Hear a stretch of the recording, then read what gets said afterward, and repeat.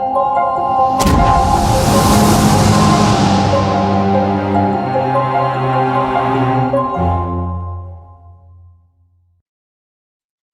right. Well, welcome everybody to the Uncovering Anomalies Podcast. I am your host, Adam. And again, this week, I'm doing this solo. Unfortunately, Topher is on vacation. So I'll be your host alone this episode on episode 46. Yes, we're at 46. A lot going on this week. I do want to start with some, I guess, comedy, or I think it's funny. I don't know if you guys know, there is this candidate. His name is Dr. Shiva. I think he's running on the Republican ticket or side. Not really sure because he's not totally Republican in the traditional sense, or I guess in the modern sense. But he has a great sense of humor, and I think it's mostly because he's serious. You know, those comedians that say really funny stuff, but are just they never even crack a smile. Those are the ones that really crack me up for some reason. So I feel like he's like that. I'm not saying he's a comedian, but he just says really funny things that I don't know that would crack me up if I was in front of him. But he doesn't even crack a smile. So he had this really viral clip that went on, and he's talking about the other Republican candidates, or even no, all candidates in general. So I want to start out with this, just because it's just a must see. People have to see this. All right, let's cue this up. Let's press play. Every presidential candidate except me sucks Zionist cock. That may not sound presidential, but in fact, it's very presidential because I represent the American worker who does not want us to be cocksuckers of Zionism. Donald Trump sucks Zionist cock. Nikki Haley sucks Zionist cock. Vivek the Snake sucks Zionist cock. Chris Christie, Booby fucking Kennedy, Joe Biden, all of these people. The only people that don't suck Zionist cock are the American workers who are being screwed. I'm an American worker. I'm one of us. But Donald Trump is no different than any one of them. They all serve Israel. Bernie Sanders, for example, is an Israeli citizen. Anthony Blinken is an Israeli citizen. The head of the CDC is an Israeli citizen. All of these people are Israeli citizens. All of these people work together against the American working people. There's a lot of liberal Zionists who are out there saying ceasefire, peace now. I've seen that for 40 years. It doesn't get us anywhere. All that ceasefire does is let Israel pull back, then go bomb the shit out of the Palestinians again. The only way to end this is we must end the occupation. Ending the occupation means beginning with ending the occupation of America by Zionism. Zionists have taken over every seat of power of the United States. If we're going to free Palestine, we must end the occupation of America by Zionism. If there's anyone who should get military aid, it should be the Palestinian people. I'm not talking about Hamas, by the way, all those morons who think Hamas represents the Palestinian people. Hamas was created by Israel. So when you see Hamas, replace it with Israel. We need to build a bottoms-up movement. Go to so many truths in that. You really can't argue with a lot of what he said. Funny, not funny, also very serious. All right, so returning to our topic at hand. So this is pretty crazy. So we've talking about the MH370 videos again, looking like it's real, right? But we're not making any definitive decision here if it's real or not. But it's looking like it's real. Even Kim.com, he has now weighed in on X, and he says this is potentially the most significant leak of military technology in history. There is video evidence from 2014 that the U.S. military is in possession of technology that most would describe as alien. Objects that fly with some sort of gravity propulsion with unbelievable speed and maneuverability, shielded by a vacuum layer that can potentially penetrate anything. These advanced objects seem to be able to create portals that can make a Boeing 777 airliner disappear in an instant. This evidence has been out there for a decade, but it looks like, and he's tagging here Ashton Forbes, and his investigation to attract wider attention. Now, many people here listening or not, or, you know, this issue is dividing up the UFO community, which sucks. There's always something that divides some community, huh? So when you look at it in that sense, it could be some kind of op. You know, I'm not making any definitive things there. It's just, you know, when something comes in and divides people, you know, we should be careful of it. But anyway, so he goes, the leaked videos, when combined, create a problem for debunkers. Oh, wait, he goes, the evidence is compelling because it was filmed from 3 different surveillance platforms simultaneously, 2 U.S. spy satellites and 1 U.S. military drone. He's right there. And that's one of the strengths of these videos. The leaked videos, when combined, create a problem for debunkers because the physics match up from different angles. It would take a gigantic effort to fake something like this. Correct. If it is fake, it is just insane the amount of detail they went through and the amount of effort that went to like plugging up potential holes in the story. That's the thing. The implications are enormous. If this technology is real, it renders the nuclear deterrence of non-US nations meaningless. These objects can travel faster than any missile and create portals that can make any plane, missile, submarine, or satellite disappear. What makes this discovery so controversial is that this technology was allegedly used to make Flight MH370 disappear, a tragedy that is surrounded by many conspiracy theories. How does a passenger plane vanish without a trace? Please watch this video, he says. So Ashton is here and he shares the videos, which we can play for our audience again, or for those who haven't seen it.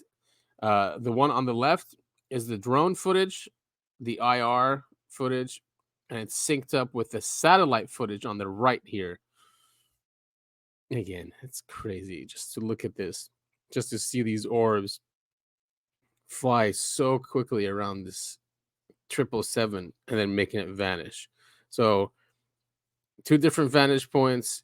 And by the way, the one on the right is a screen record of someone using a Citrix system, which means it is like a remote, not a remote view. Yeah, it's kind of like a remote view or a remote machine. So it's being played on another machine. See, and that's why there's a mouse right here showing, and he's just dragging it to have the correct view from the satellite. So there it is. And then we've seen this so many times, huh? And then it just goes boom. Oh, wait, not yet. Oh, there it is. Gone.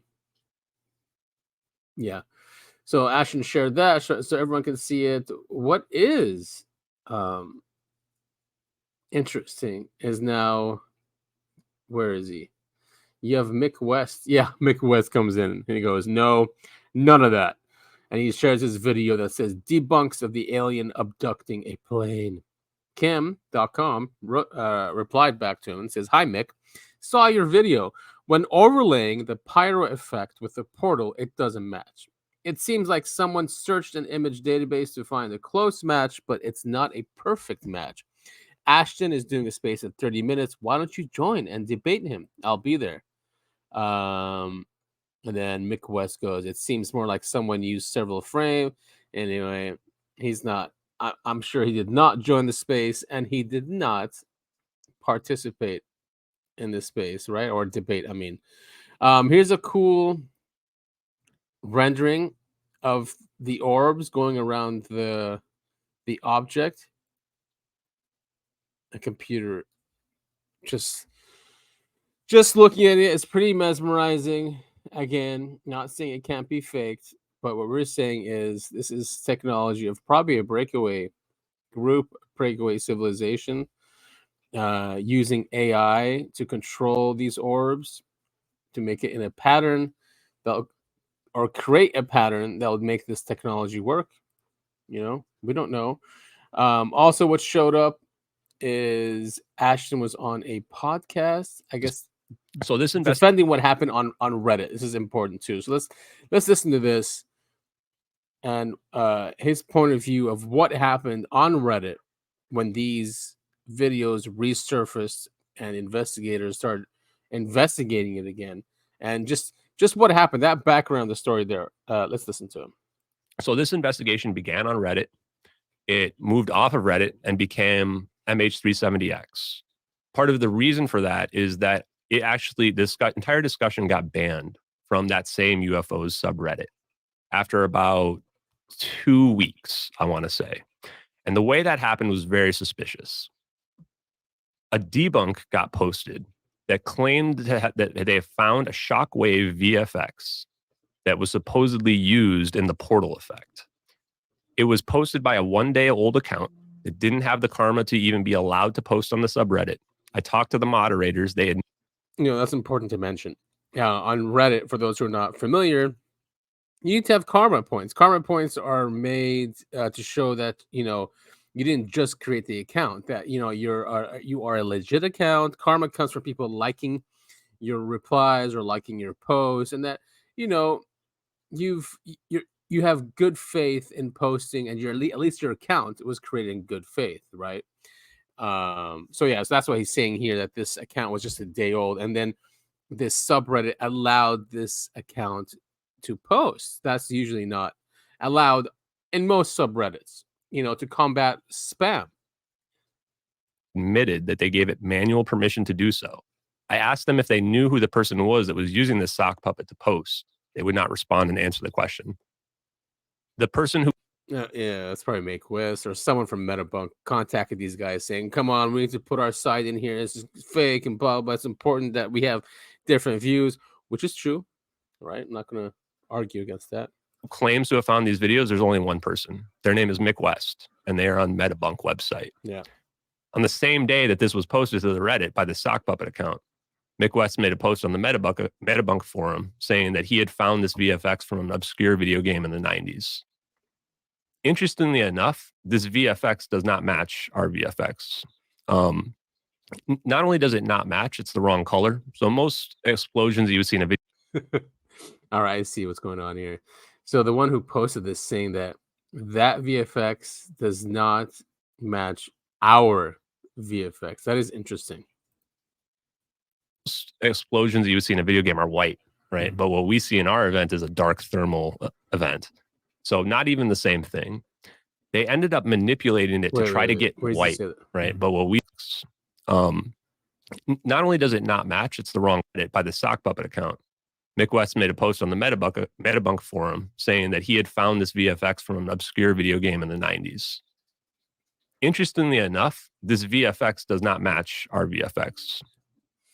This VFX does not match our VFX. Interesting. Could be just, honest mistake. We all make them. He's been on a lot of podcasts, probably tired. I'll give him the benefit of the doubt. Still strange. Not only does it not match, it's the wrong color. So most explosions you would see in a video game are white, right? Mm-hmm. But what we see in our event is a dark thermal event. So not even the same thing. They ended up manipulating it to try to get 1 or 2 frames to match. And even then they don't match. I tried to ask them how many pixels match if you think that they look the same. No one would answer that question. Interestingly enough, they used this debunk got upvoted to the top of the subreddit on UFOs. And it was then used subsequently to shut down all conversation. All of the comments within it, and you can find this if you go search for it. Well, that is weird. If they used that one sock puppet account and that one allegation, right, that could be fake because of that, and then use that to shut down the conversation, is suspect. It is. So a lot of suspect things happening here. Right. Basically talk about how happy they are to have this debunked and how this is finally over. It actually reminds me a lot of the Nazca mummy debate that was going on in the last few weeks, which I just can't understand why people who claim to be for disclosure would be trying to tear other people down that hard. So the discussion got completely banned from the subreddit. Mm-hmm. And at that point, a new subreddit was developed, Airliner Abduction 2014. And that's where the migrants that were investigating went to. Now, keep in mind, I had not been on Reddit at this time. I'm just following along, pulling the data off of it, doing my own investigation. And I went on Twitter and I started basically posting on Twitter. I made my persona, use my real name. I began to, put the facts out there, challenge some of the disinformation that was out there. And all of this can be seen in my profile. So after that was banned, then everybody is on this Airliner Abduction subreddit. The problem with this subreddit is infiltrated and overrun with these Metabunk account people who are out there trying to debunk every aspect of it, which I actually have nothing against as long as they're doing it in good faith. Sure. It turns out the debunkers actually proved more aspects of these videos than anyone else to be true, including the person I just mentioned, KCIMC, who proved that the flash accurately illuminates. Interesting enough, if you go find his post, he edited it at the top to say that he thinks it's fake, even though he proved that it's real. So that's or that aspect of it is real. Crazy, huh? Anyway, so I'm gonna include this in the notes, and he has a really Ashton Forbes has a really long document of I guess evidence that a huge list of evidence is like, well, if someone debunked this, they would have to go through every single one of these.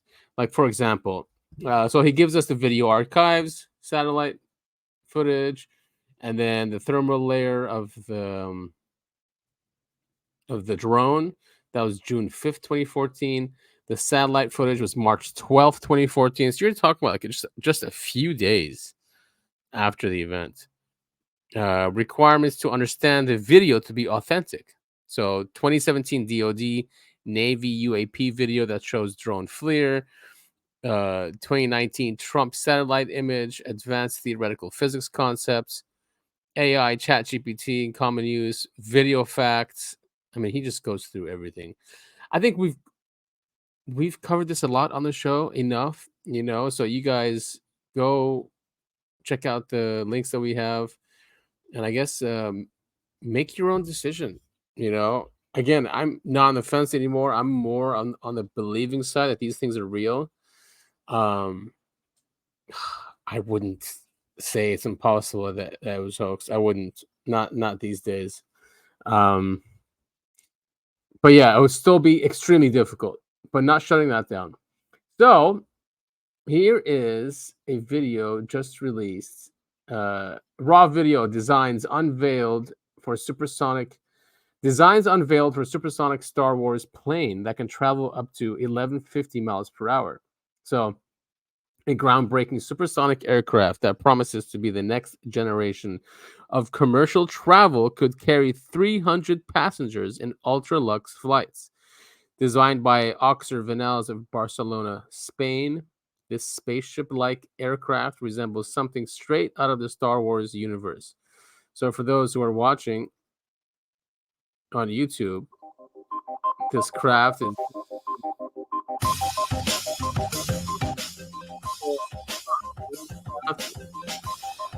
almost like a triangular craft.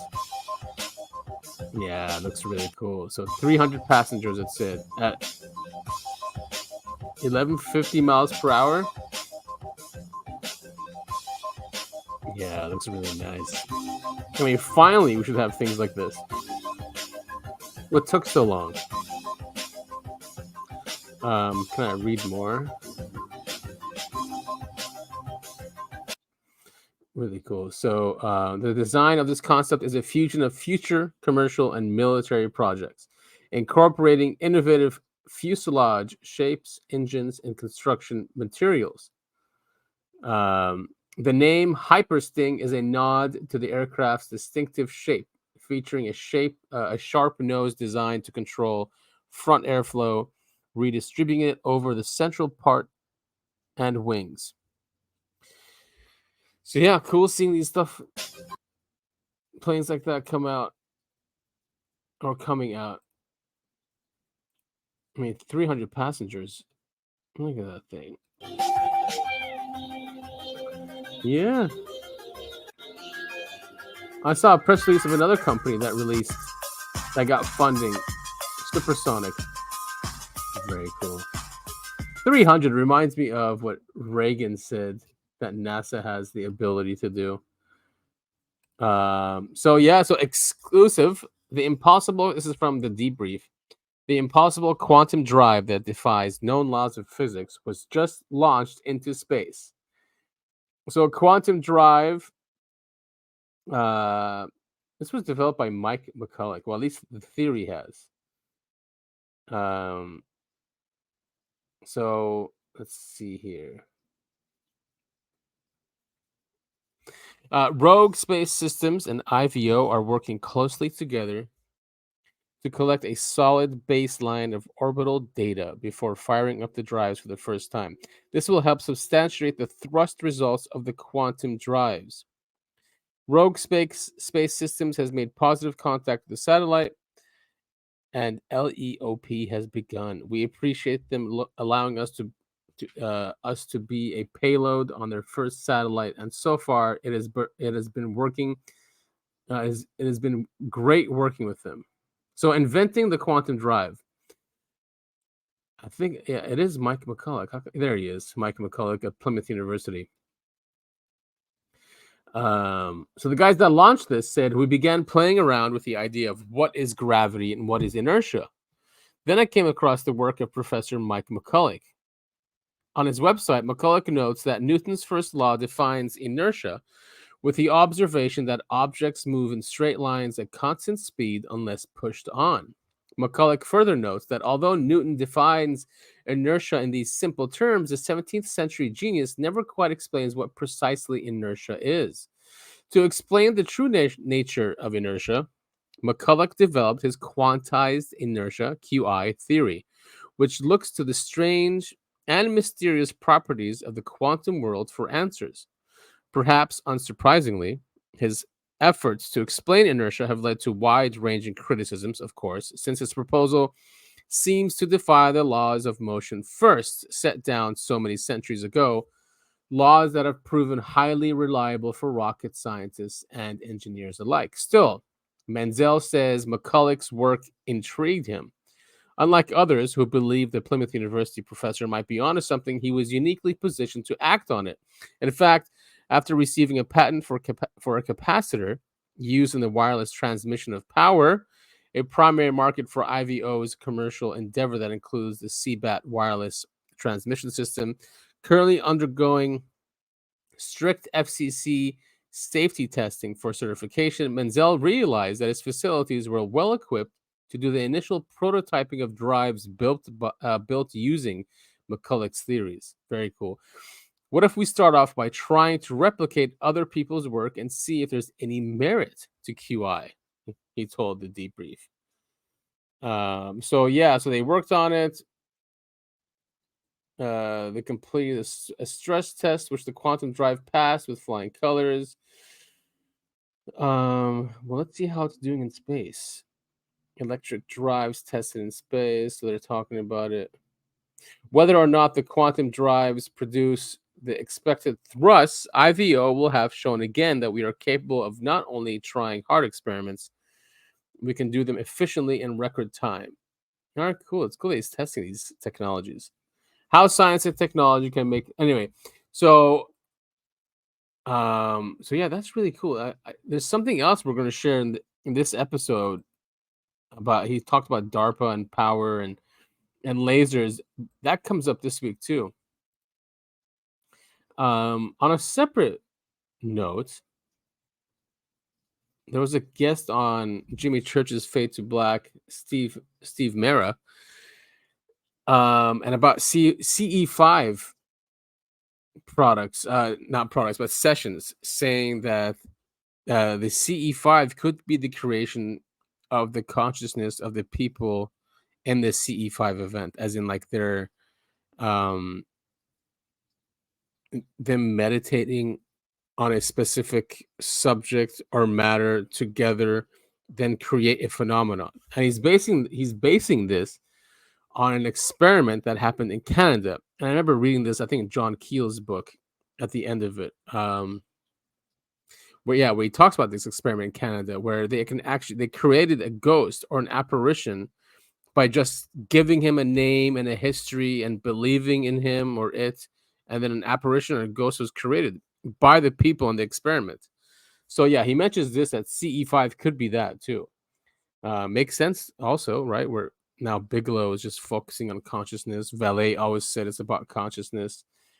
So let's take a listen. Project Phenomena, and that was further into the skull experiments where phenomena can be conjured.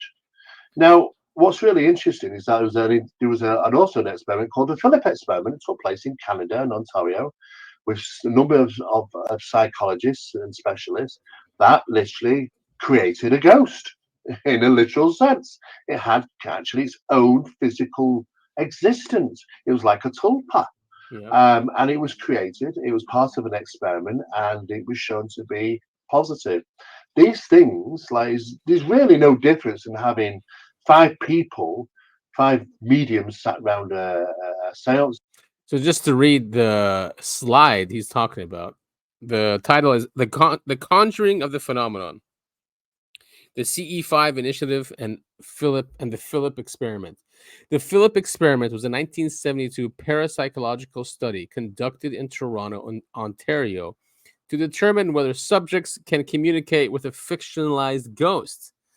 The scientific experiment was successful. Strange sounds, object movement, and even sightings of a ghostly manifestation matching the fictionalized drawings of the ghost was witnessed, proving that the power of thought can somehow manifest this phenomenon into the real physical world. The same methodology may apply to the conjuring of UFOs. The CE5 initiative consists of meditation training on location, be it a meditation group or a sitting of psychic mediums. It seems to be no different.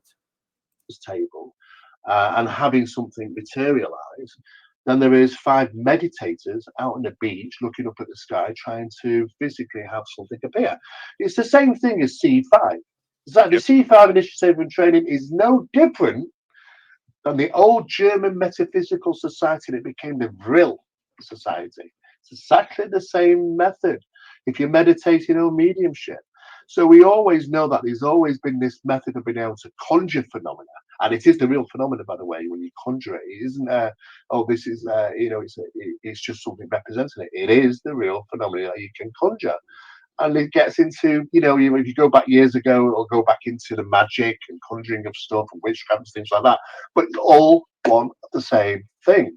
We know that it can happen. Now, when we looked into doing these particular experiments, we realized very quickly, I mean, during Skull, the latter 8 stages of Skull, Skull experiment had to get shut down because it was invaded by non-human entities.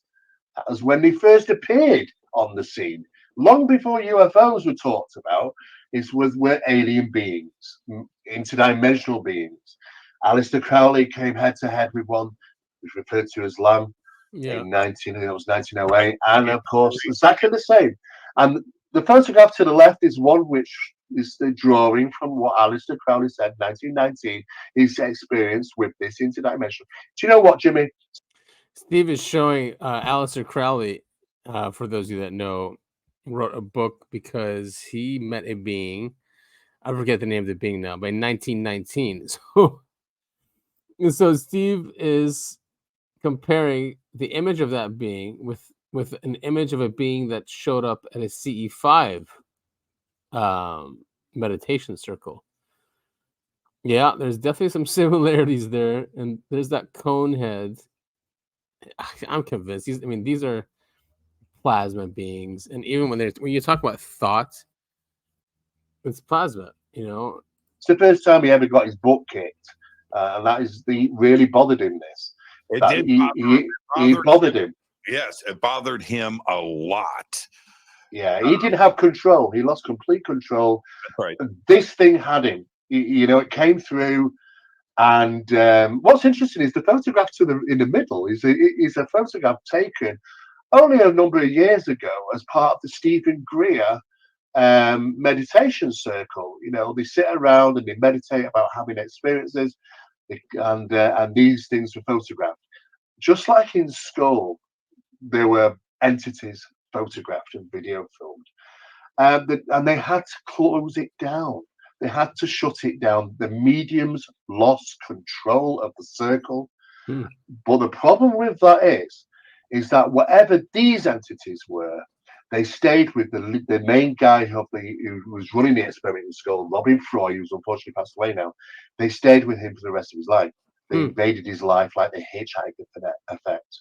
And that's not good, because sometimes this phenomenon does have a sting in its tail. Even Robert Bigelow's. Maybe it's good me and Topher haven't done our CE5 event at overlooking Laguna Beach, you know. Except now, Although we always said, you know, to get rid of, there are cultures, and we've talked about this before, like in the Philippines, there are cultures that know about this, the hitchhiker effect. So when this happens, you're supposed to go to a restaurant or something else, and you shake them off there. You don't go straight home, you know. And that's probably the mistake that this guy made. you know, I can't believe, due to somebody after did these certain experiments at Skinwalker, that I had these multiple serendipities, so much bad stuff happened in my life. And it wasn't just him.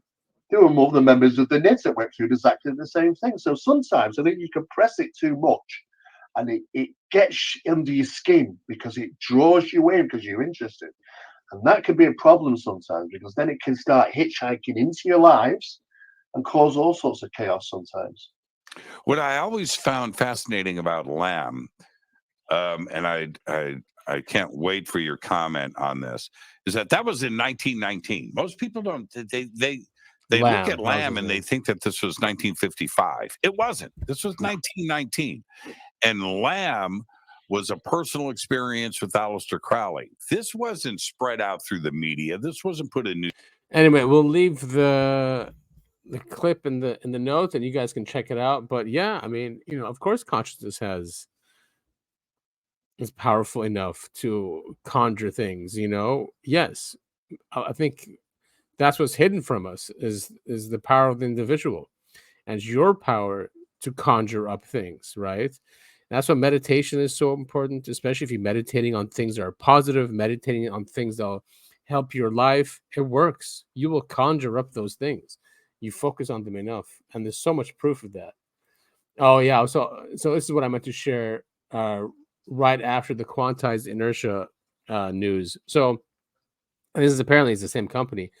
DARPA is developing laser technology to transfer power all over the world. This is not new technology. Tesla talked about it.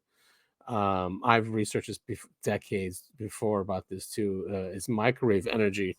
I wanted to do something like that where, but yeah. Anyway, so it was the old Air Force commercials that claimed science fiction is what they do every day. But the latest high technology to come from U.S. military research came from the Department of Defense, or more specifically, DARPA. DARPA, the U.S. government scientific and technology innovation. So power is not only the name of the game. So here we go. DARPA calls it the Persistent Optical Wireless Energy Relay, or power. When it comes to transporting energy, they're talking about the wires here. So basically, they are distributing power using laser waves. And if we just go back to that debrief article, this company IVO, they talk about it. Not the EM drive, no. They talk about this technology that they have. Wireless transmission system. CBAT, wireless transmission system. So that's what we can see here. Pretty cool. And it's good for our national security. Why? If a nuke goes off and takes out our grid, if we have these, then you don't have to worry about that because they can just be distributed wirelessly using optical means. All right, so this is from UAP James on X. I think this is an IC intelligence community disinformation campaign against UFOs. As usual, these come up once in a while. So this guy, let's take a listen to this clip from MSNBC. It's a new book on UFOs. Again, I think it's disinformation. Let's take a listen. It's rotating.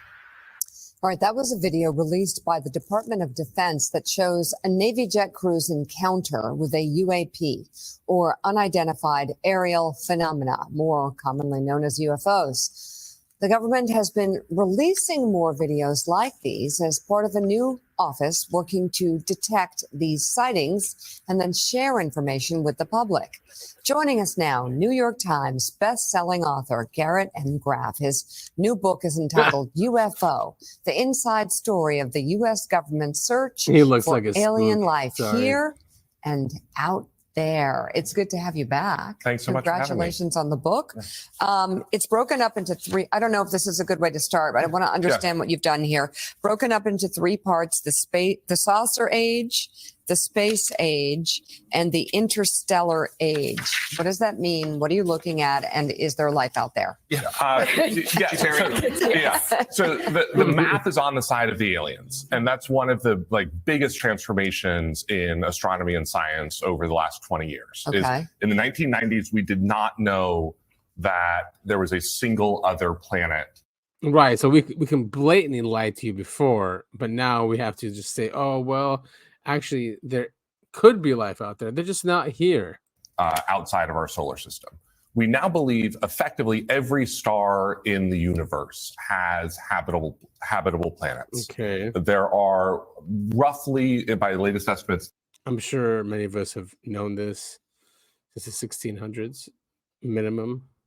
a sextillion habitable planets across the universe. That's 1,000 trillion.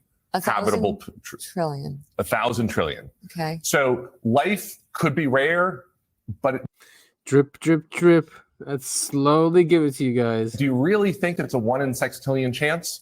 So this book tries to weave together sort of twin threads of the U.S. military's hunt for UFOs here, which dates back to the sort of the early days of the Cold War, the dawn of the flying saucer age, 1947, Roswell sort of incidents that people are familiar with, and then the sort of evolving astronomy science that shows that life is probably actually quite common out there across the universe. Garrett, we have. Yeah, see? So they're slowly introducing it, but now through science, it does help a lot of us out. Many of us were in denial, or yeah. A sextillion questions. 1 in 6. We could have applied that to the New York Jets' chances. Yes. Super Bowl. The last segment. It does seem like there's been a really sharp increase in people thinking they've seen them. Now, some of that could probably be attributable to people having cameras, right? So you can sort of, but it also seems like the government is suddenly being way more forthcoming about these things. What do you make of that? Yeah, so that's actually what got me interested in this subject was you now see sort of serious people talking seriously about this subject. I sort of started this book in my mind December 2020. John Brennan, someone you all know, gave this interview to Tyler Cowen, the Economist journalist, where he says, basically, there's something flying around up there. We don't know what it is, and it puzzles me. And I was like, John Brennan had just wrapped up the better part of a decade as a CIA director, White House Homeland Security advisor. There probably aren't that many things that puzzle John Brennan. Yeah. Oh, man, this guy's such a... adversary is a mixed intelligence community guy for sure. Anyway, so we got the link in there. Let's go to the ones who have been researching this and talk to people like David Grush. And so Jake Paul, he's really into this subject. We've talked about him on this show also and shared some clips in the past. He had James Fox on who told him about that video. That someone had a video of a real flying saucer, I think somewhere in New Mexico, maybe. So he went right with cash and got an image or got a video of the footage. Anyway, that's who Jake Paul is. So he's really interested. He obviously listened to the Grush interview on McKell's show, Jesse McKell's show. So Jesse McKell is on Jake Paul's show, and they're talking about that interview and different philosophical ideas of what this might be. Let's take a listen. One of the thoughts is maybe on another universe, they put more effort into these machines that can transcend time. But humans went down this rabbit hole of splitting the atom to make the bomb. Exactly. I love that you watch the whole that. Yeah, 100%. Yeah, but maybe there's an alternative timeline. And this is a little part in the documentary that Grush says this. So I'm impressed you picked this up. That Grush was like, there is possibly an alternative timeline where an alien civilization built civil propulsion, and we went this more destructive route. And yeah, I mean that's possible. Like Jacques Vallée talks about that too. Right, which is probably why they recognize atomic energy, right, or atomic signatures. But we used it for destructive force while they used it for propulsion. It's not saying now we didn't use it for propulsion after that. and it went black, right? In the 1960s, there's lots of evidence that this technology for nuclear propulsion went black in the 60s. It's coming back now, but we've had it for multiple decades. And it could be why these alien civilizations saw this signature and started to visit us. Like, oh yes, someone else using that propulsion is going to join the space age or become a spacefaring nation or join whatever it is, you know. So they start visiting when they saw us using nukes, but we were using them for destruction for reasons. Maybe this is a gift where it's always like people always say, why did these things come from light years away just to crash? If they can come from light years away, they're so advanced. Why did they crash? And Jacques Vallée thinks that maybe it's a gift. So maybe they're like gifting us the technology to build kind of better civil propulsion. But that means we have to have a government that we could trust to use it for our best interest. Right. And therein lies the problem, because right now the government, Pentagon, is holding all these secrets in a big bag. Right. Let's just use it for war, and let's just use it for war that we can win while no one else can win, kind of thing, which is unfortunate. And that's when the government comes in and says, see, there's a lot of anti-government sentiment around UFOs and UFO disclosure. Well, yeah, because, you know, we're blamed for polluting this planet, for using energy products that are archaic and old, and we have new ones. You know, we're blamed for that. And then we have to curtail our freedoms, and we have to curtail what we eat and what we do because of that. So, yeah, the people who are in charge, you know, do not have good faith into either increasing human freedom, making life better on this planet. No, they want to perpetuate what is now in place and keeping them still in charge. Anyway, so I after, you know, seeing that and other things, these came up. These are alien encounters from the past. So writing in Ivan T. Sanderson's magazine Pursuit, 1991, American UFO investigator R. Perry Collins presents a group of very intriguing and controversial close encounter cases. So observations of UFOs landing and normal-looking people leaving the craft to enter parked cars or cars lowered from the UFO. The British Blue John case, which I didn't know anything about, but apparently it's a famous one, of 1963, is one example, though not mentioned by Collins in this article. He definitely has a point in his initial remark that there are aspects of the UFO situation which are completely unrecognized by the public and generally ignored, even among those people intrigued by the subject.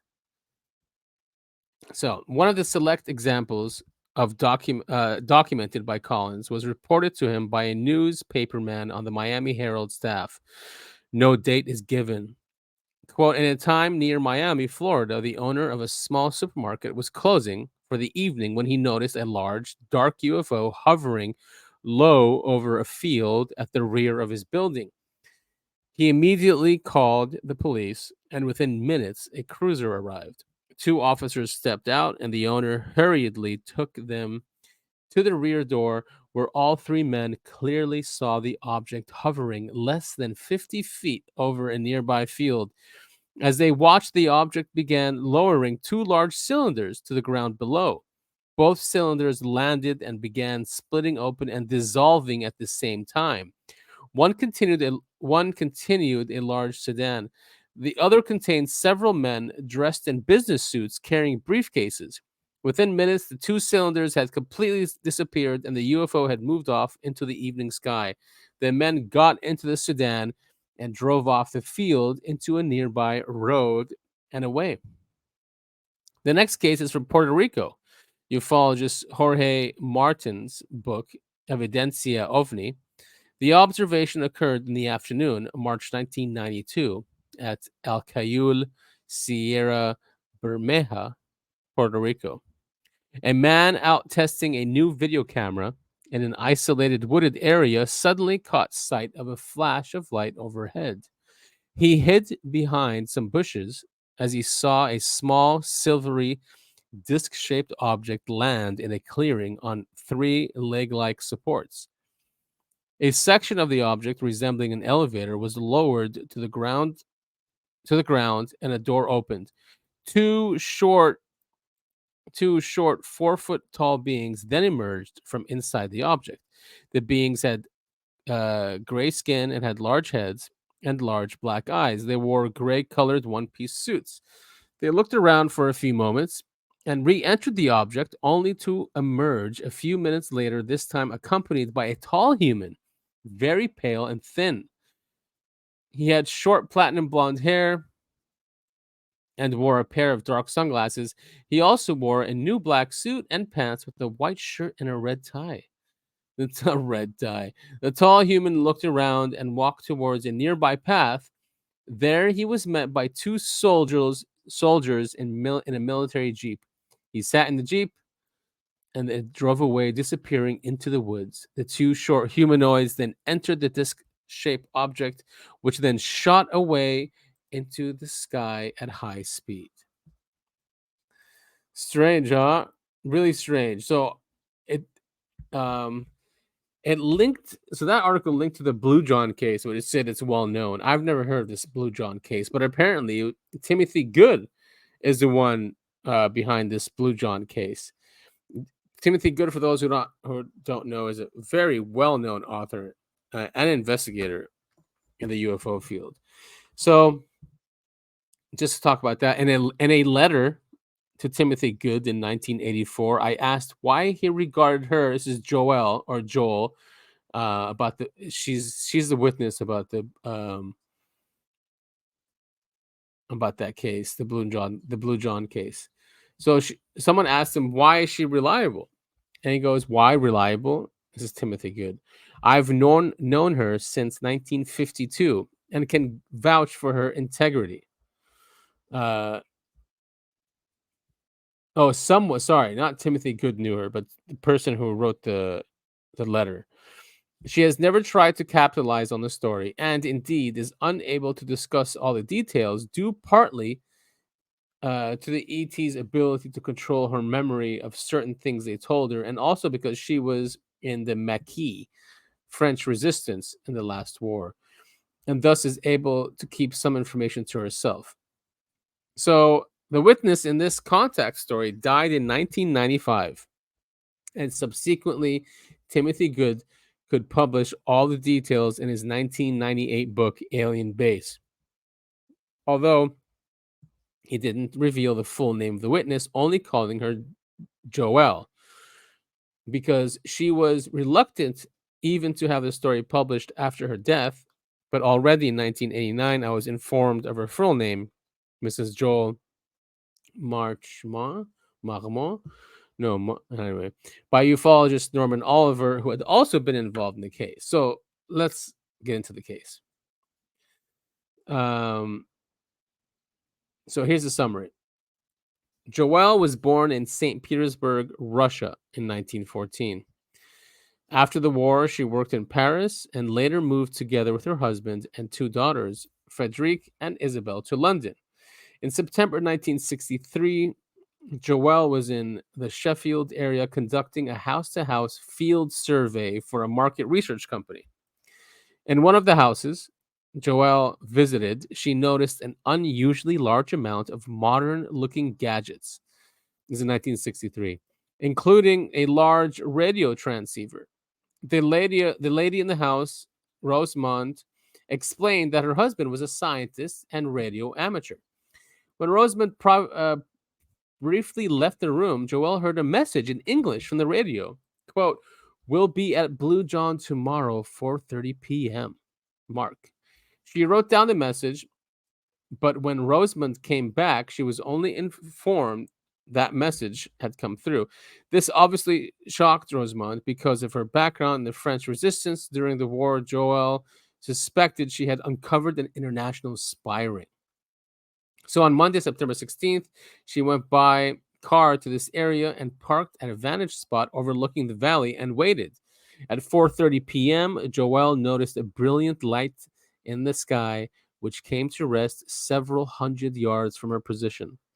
The glow ceased, and a disc-shaped aircraft appeared instead, landing on tripod landing legs.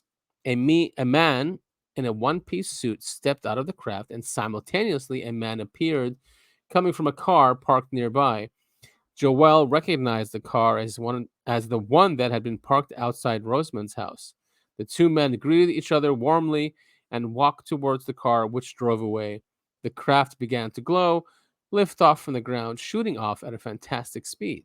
Now, at the time, Joelle did not accept the existence of flying saucers and believed the craft to be some sort of secret Russian craft.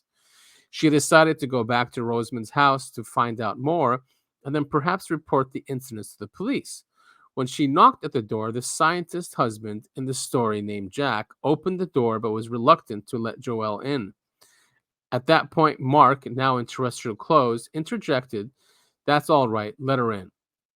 Joelle tried to present a cover story that she needed some answers for her field survey. Mark understood that this was a lie and said, "Why don't you tell us the real reason why you are here? You came here because you saw my craft and wanted to find out what was going on." Joelle was let in on the truth and spent a large part of the night talking with the visitor. So she gradually accepted that Mark was indeed a man from another planet. For the next 15 months, Joelle had several meetings with Mark and another visitor, Val.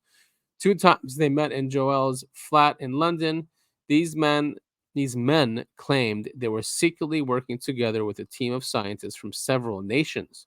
At one occasion, Joelle was invited to inspect one of their craft that had landed close to the Welsh border. She helped the visitors in a number of ways. Val and Mark were extremely refined, fair-skinned, with perfect teeth, very kind, perfect teeth, and perfect gentlemen with lots of humor. So in 1967, 3 years after the last meeting with Mark and Val, Joelle claimed to have been visited by 2 men from Home Office in London. They wanted to know about the disappearance of Jack and Rosamond and some other scientists. The men were aware of the contact story, but Joelle refused to answer some of their questions. Neither did she tell all she knew to Timothy Good.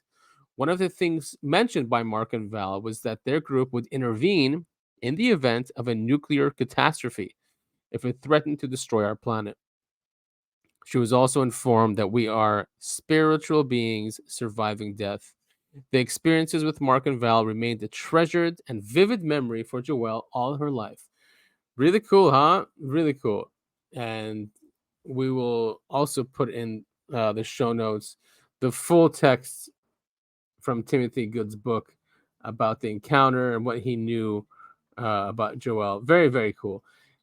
It goes back to the nuclear aspect of everything, right? And that they will intervene and protect this planet, this gem of a planet we have, if nuclear holocaust happens. And of course, because that's from the 60s and 50s, this came up, which is the Flatwoods Monster. We're not going to play this entire clip here, but the Flatwoods Monster is linked to another event, also nuclear, where apparently these UFOs, 3 large ones, were coming down. Was it Oak Ridge National Labs? One of our national laboratories that have nukes. And then when the military saw them coming in, we shot at them. One of them actually got hit, and that is behind the Flatwoods Monster. It crashed in West Virginia. This being apparently came out and was seen in New York. Many witnesses saw this creature that they're called the Flatwoods Monster. So this is the original report that we're putting in our in the show notes. Well, here's Stanton Friedman talk about it. Right here. All those things. You've got a very important context for the story. And that's what had been there. It was the highest place in the area. So whoever was running the darn thing would look around and say, hey, we better put her down there. There's no place else. We're in bad trouble otherwise. So that made sense. That place made absolute sense. And then when you go up the hill to go past the tree, what's left of it, the people had gone up past, and the monster came out from. Then you can again understand they're going up there to see what's up there. They have no expectation at all of running into something over here, especially some monster, some different thing, some totally unexpected thing. And so when you start looking at this and you talk to the witnesses and you find out that the kids got sick, got a whiff of this crazy gas or oil or whatever it was, making the two together, and how they understood it could make kids sick. And the kids were sick all night long. The reporter found that out. When you hear about what the National Guard guy, Dale Levitt, found, it begins to really pile up facts and data and information. And then when I read the Air Force explanation, gee, no surprise there. It was just a meteor. Well, meteors have certain properties. They move very rapidly. When they hit the ground, there's a big noise and usually a big hole in the ground, and there are remnants of the meteor. None of these hold true. Meteors don't circle around the city. Anyway, it's a fascinating case. And the reason why I went through all these different cases from the 50s and 60s is because that new author coming out saying that actually, the U.S. government is actually ignorant about what UFOs are.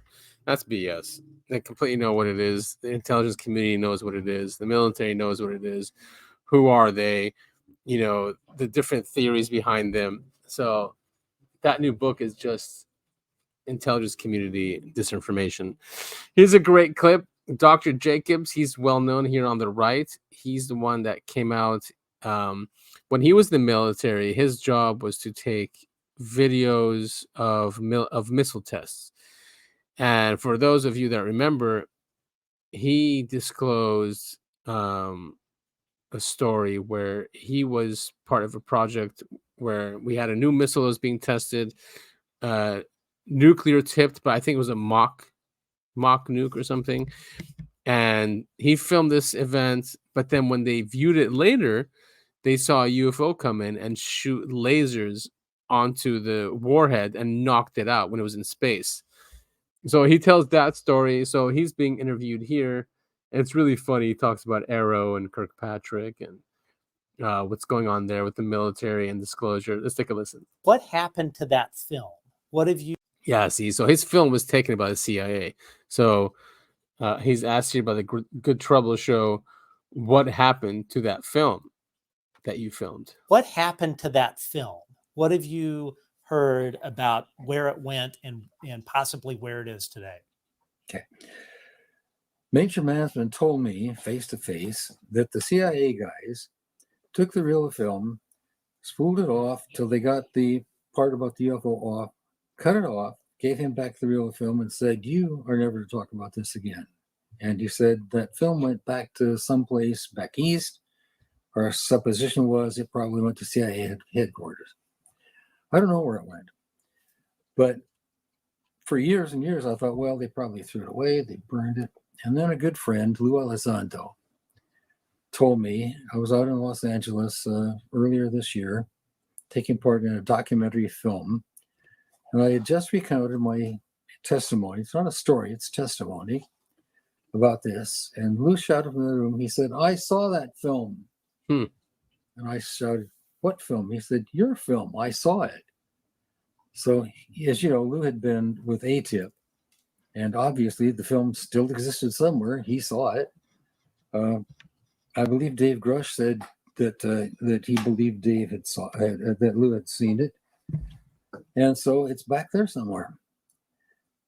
I said, I don't know. With Kirkpatrick at the helm of Arrow, I don't know where it's gone. It's possible that it has been annihilated, but it's probably gone forever.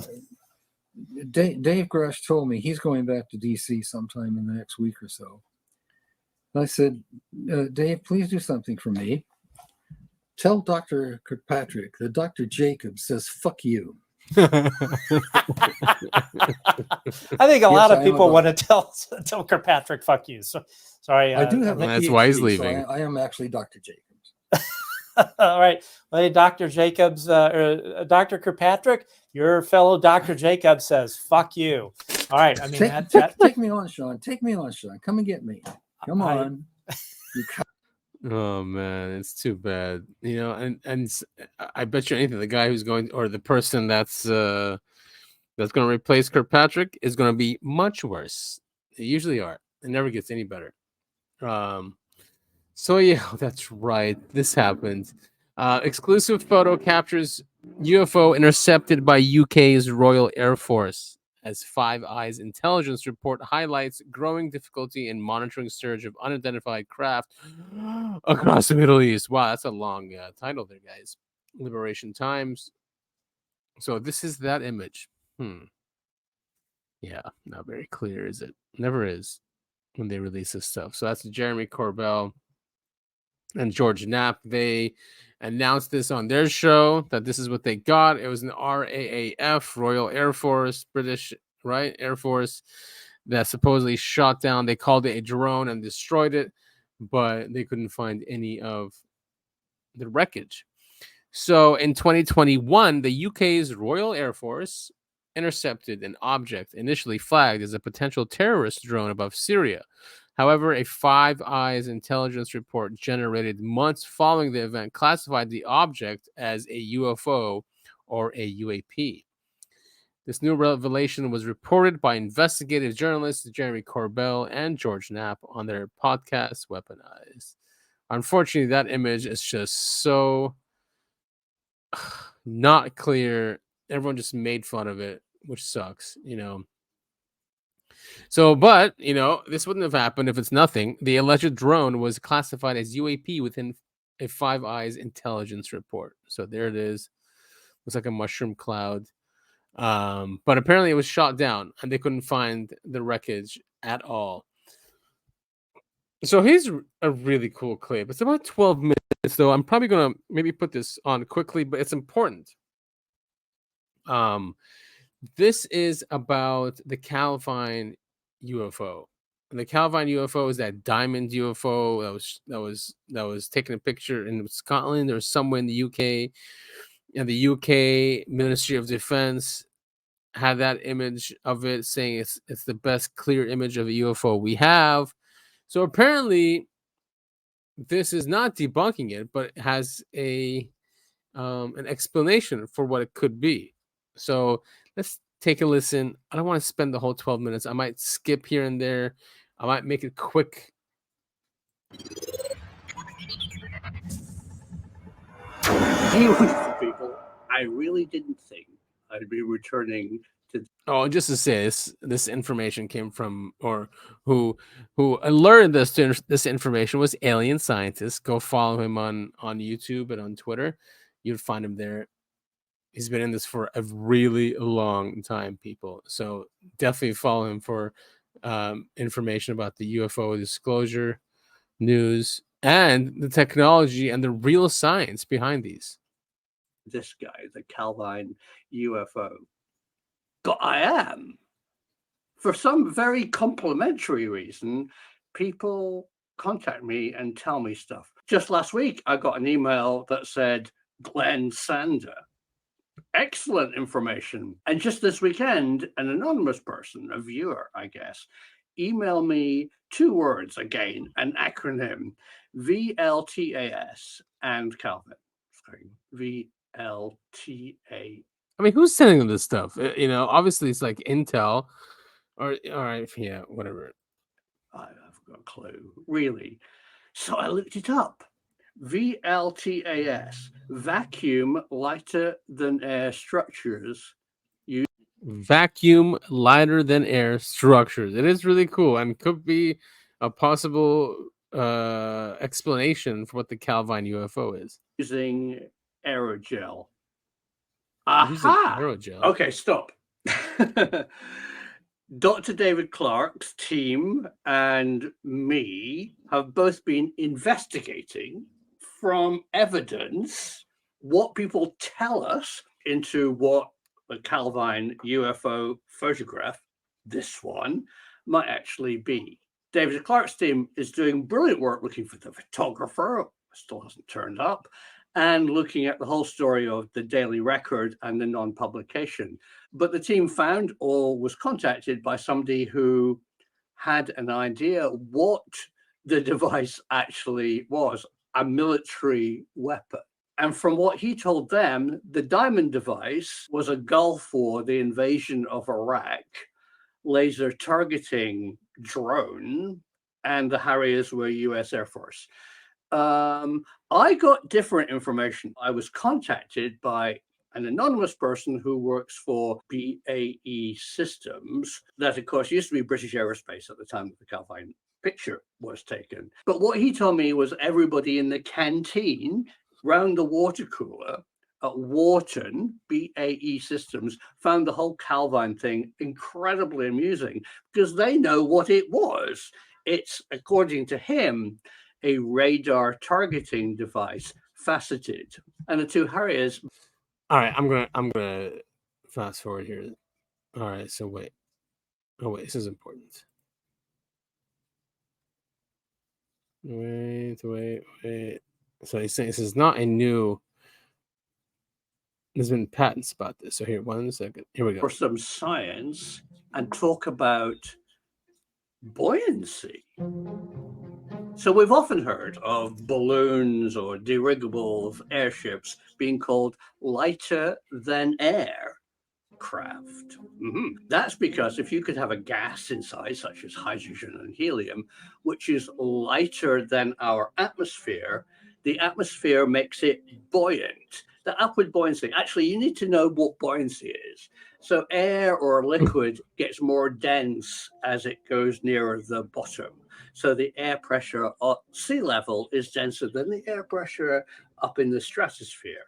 And that difference is buoyancy. So the air beneath an object is more dense, and actually it's holding it up. And the air above it is less dense and producing effectively lift. So if the object is lighter than it's pulled by gravity towards the Earth, it will rise, it will become buoyant. And the easiest way to do that is to fill an envelope, a balloon, with hydrogen or helium, which is less dense than air. But there's a better way. And it's not a new idea. It probably goes right back to Leonardo da Vinci. A number of people have tried this, but it didn't work. So what's less dense than air? Hydrogen, helium, and no air. Yeah, a vacuum. No air. Imagine you have a balloon and you suck all the air out of it. What's inside it is less dense than the air on the outside, and it will be buoyant. But it won't work, will it? Because the air pressure will crush the balloon flat like a pancake.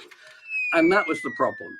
If you could encase a vacuum in a skin, that would stop it collapsing under air pressure and stopping air rushing in, you could make a vacuum balloon. And there's various patents going way back for vacuum balloons. But guess what? They don't work.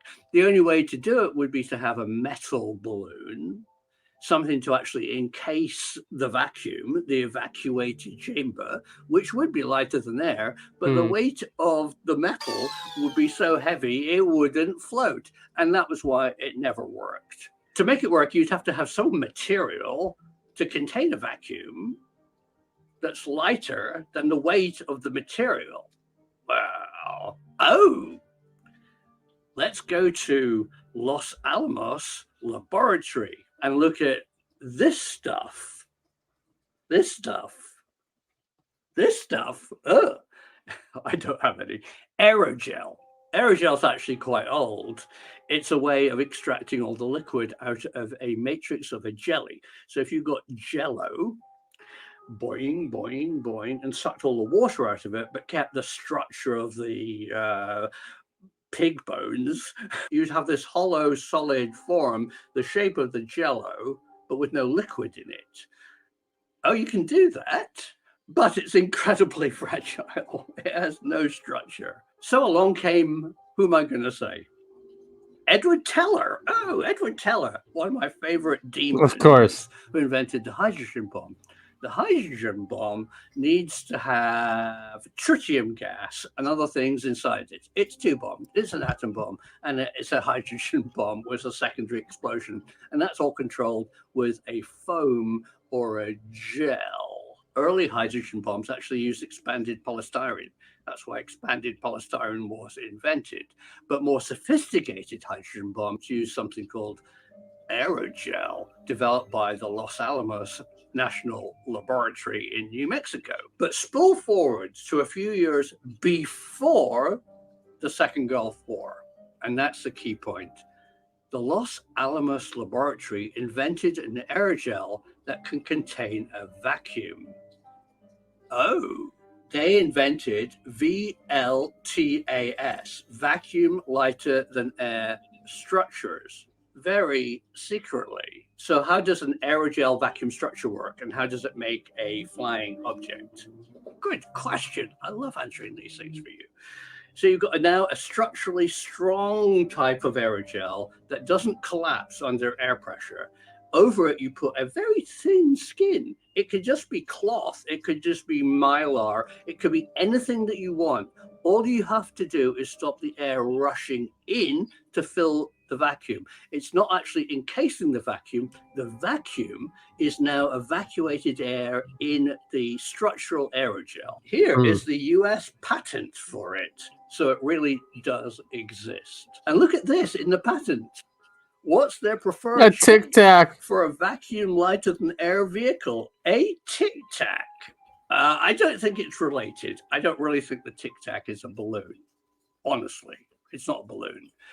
But maybe a vacuum balloon structure actually explains what the weird potato they saw over the hillsides of Persia. Because nobody knows what the object actually is. We might know what it was used for, a radar reflector for laser weapon guidance, very practical, or a British aerospace stealth skin metamaterial test vehicle. Also likely, and possibly both. I think this is very interesting because what did the witnesses really see? Well, we assume that they saw the object hover above the ground, and then there's written reports of it shooting up, woof, and disappearing at a fast speed. Those are two things that this advanced secret aerogel vacuum device can actually do.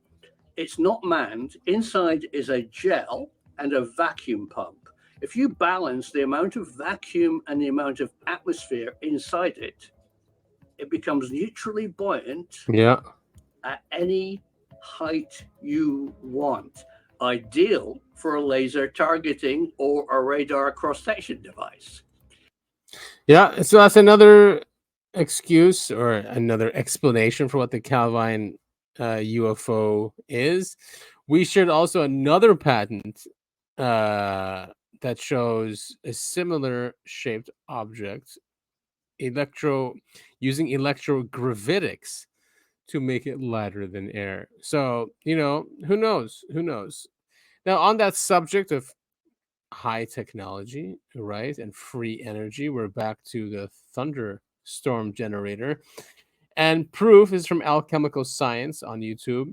And proof of plasmoids in the generator exploding. Let's listen to this. Really cool.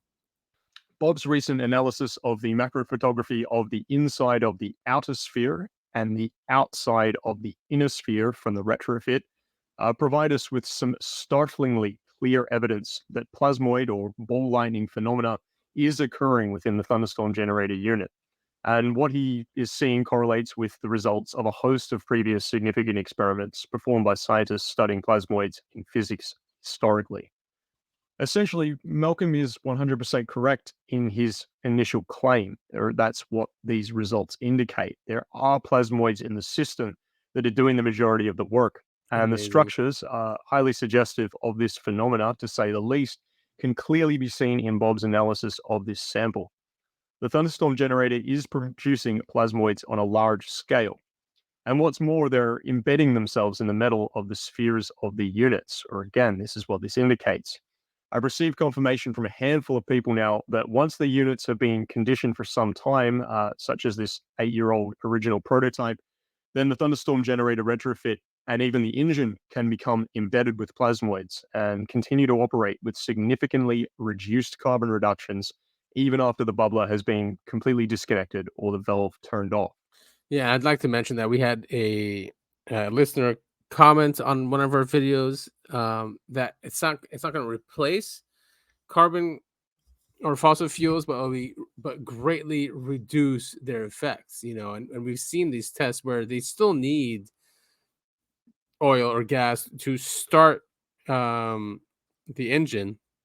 But then once the bubble comes in, the thunderstorm generator comes in, it doesn't need it anymore. It just needs to get started. So it greatly reduces, I think, like what, 98%, 99%, something like that. So it doesn't negate it. We still need it.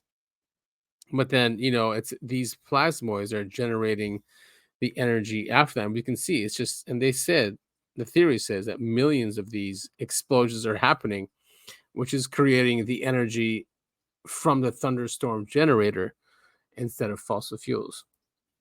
The plasmoids are causing a permanent change in the metal spheres over time, and they appear to be embedding themselves within the structure, again, as Malcolm's original claims. Anyway, let's delve into Bob's analysis and cover the key points from his initial groundbreaking findings. What we're going to be looking at is these two parts of the thunderstorm generator, the nested spheres. The spheres are being analyzed here are the large pair from the Perkins gas generator in the UK. That's what they're being used recently for.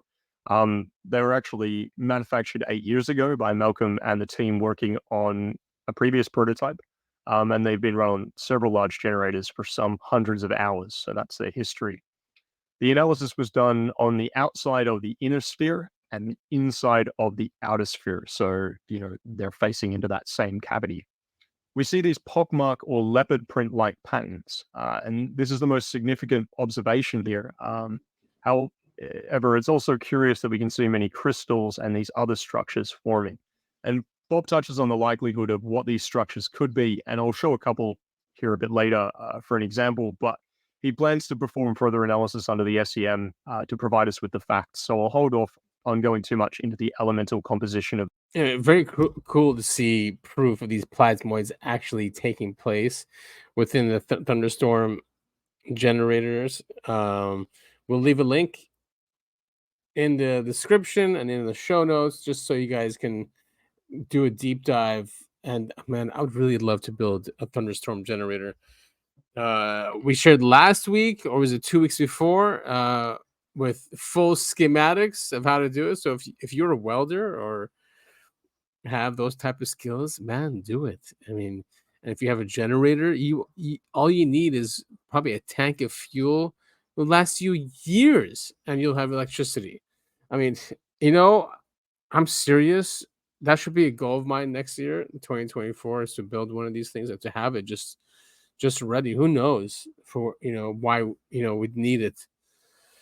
And again, no digital moving parts in those generators, so perfect for preppers if we have nuclear war or EMP, or it wouldn't ruin that thunderstorm generator. It's all analog. All right, so are we alone? If this is from the Tennessean, if extraterrestrials are out there, $200 million gift should help SETI. Now, my opinion about SETI is a waste of money.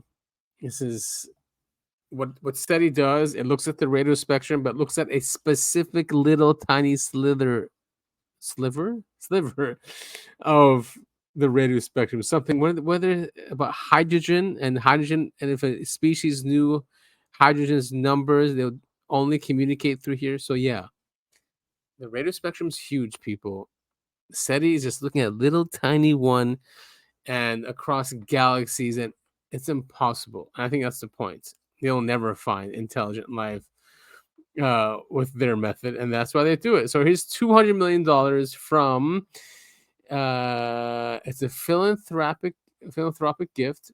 The gift came from the estate of the late tech entrepreneur Franklin Antonio, co-founder of communication chip company Qualcomm. Yeah, so he knows something. But why would you want to perpetuate the disinformation and us never finding any other evidence? Very strange. Someone who founded Qualcomm is close to the military-industrial complex, close to being gifted technology from reverse engineering.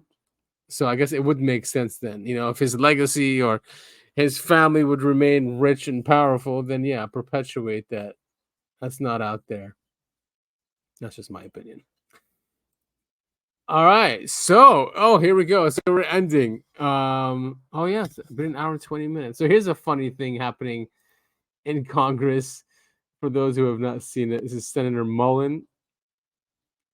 Take a listen. This is really funny. Like he's self-made. Sir, I wish he was in the truck with me when I was building my plumbing company. Myself and my wife was running the office because I sure remember working pretty hard and long hours. Pretends like he's self-made. What a clown. Fraud. Always has been, always will be. Quit the tough guy act in these Senate hearings. You know where to find me. Any place, anytime, cowboy. Sir, this is a time, this is a place. You want to run your mouth? We can be two consenting adults. We can finish it here. Okay, that's fine. Perfect. You want to do it now? I'd love to do it right now. Well, stand your butt up then. You stand your butt up. Oh, hold on. Big No, guy. no, stop it. Is that your All right. solution, everybody? Hold on. No, no, sit down. Oh, you're a Sit down. Okay. You know, you're a United States Senator. Sit down. Actively. Oh, okay. Yo, United States Senator. Sit down, please. All right. Can I respond? Mr. Hold Chairman? it. Hold it. If we can, no, This is I have what the he mic. said. I'm sorry. This is Hold what it. he said. You'll have your time. Okay. Can I respond? Oh, no, you can't. This is a hearing. Really funny. All right, so we'll leave you with this. This is so they tested all these different cars. They put a cement between a cement wall and a Mack truck, and they tested all these different vehicles.